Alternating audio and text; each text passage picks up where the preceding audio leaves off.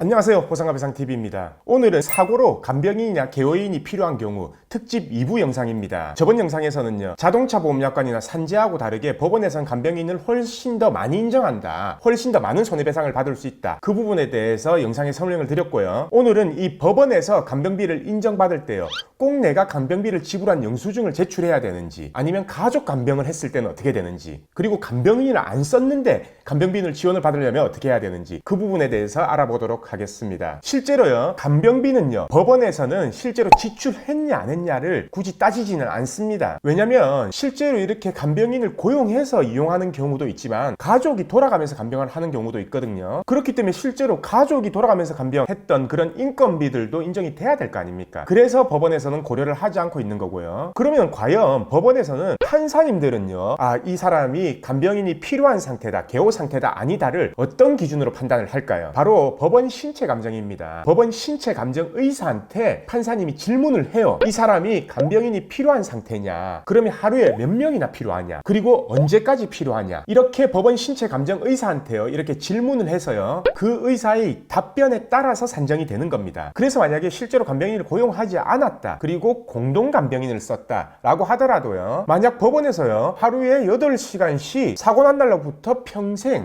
예를 들어 30년이나 쳐요, 30년 동안 필요하다 라고 이렇게 하면요, 2020년 기준에 한 달에 한 간병인이 한 420만 원 정도가 산정이 되거든요. 그러면 1년이면 5천만 원이고 30년이면 한 15억 정도가 계산이 되는 거죠. 만약에 하루에 4시간 정도가 필요하다라고 하면은 7억 5천만 원 정도가 산정이 되는 거고요. 물론 이 산정 금액은 일시급 기준이기 때문에 나중에 계산할 때는 중간 이자 공제는 제외하고 배상이 됩니다. 그래서 만약에 법원에서 간병인이 8시간이 필요하다 하루에, 그렇게 된다면 내가 간병인을 쓰든 안 쓰든 약 420만 원의 손해배상금이 산정이 된다라는 겁니다. 그래서 실제로 손해배상 사고, 교통사고나 산재사고 같은 경우에는요, 약관이나 산재법 다 무시하고 이 법원에서 인정하는 간병인 기준, 이 금액으로 손해액을 계산하면 된다라는 거예요. 그리고 이렇게 간병인은요, 꼭 입원 기간만 되는 게 아니라 퇴원하고 나서도 상관없습니다. 됩니다. 치료를 안 하고 있어도 법원에서 이렇게 판결이 나면은 평생 받을 수 있는 거고요. 단 이 간병비, 개호비가 제외되는 기간이 있습니다. 바로 사고로 인해서 중환자실에 입원해 있는 기간, 그 기간은 간병비가 제외됩니다. 왜냐하면 이 중환자실에 있는 기간은요, 실제로 간병인이 들어갈 수가 없거든요. 그렇기 때문에 법원에서도 이 기간만큼은 빼고 계산을 합니다. 그리고 추가적으로 이런 질문들을 하시는 분들이 있을 겁니다. 만약 아내가 다쳐서 남편이 꼭 간병을 해야 되는데 남편이 원래 다니던 회사의 소득, 월 소득이 만약에 예를 들어서 1,000만 원이었다. 이럴 경우 남편이 퇴직을 했는데 이 1,000만 원이 배상이 되냐, 이렇게 아마 궁금하신 분들이 있을 건데요. 아무리 남편 소득이 1,000만 원이었다 하더라도 법원에서는 도시일용노임 보통 인부 기준으로 월 420만 원 정도의 간병비가 계산이 됩니다. 그러면 또 이걸 물어보시겠죠.